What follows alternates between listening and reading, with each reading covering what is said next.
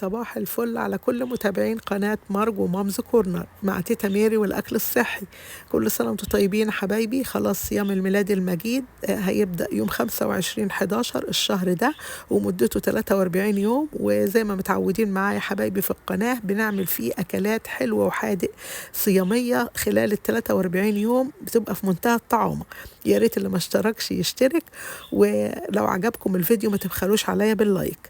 والنهاردة هنعمل بقى المخلل الجميل استعدادا للصيام. فهنعمل النهاردة اللفت في منتهى الطعامة.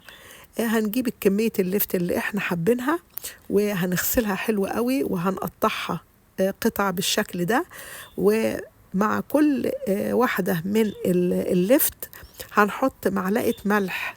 أنا عندي الملح البنك ده، لكن لو انت ما عندكيش اي ملح هينفع ان احنا نحط معلقه كبيره لكل واحده كل واحده لفت كبيره. وعلى الكميه دي هناخد واحده البنجر دي هنغسلها وهنقطعها مع جزرتين مع عرقين من الكرفس، هيدولها ريحه جميله جدا جدا. وفصين توم كده هيتقطعوا، ومعلقة بابريكا كبيرة. وهنحط الحاجات دي كلها، وهنحط كمان هنحط كمان فنجان خل كبير، خل أبيض.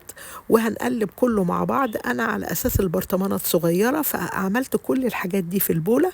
حطيت الملح والبابريكا وحدتين حبهان وكم واحدة ورق لوري، وقلبت كله مع الخل والملح والبابريكا في المية.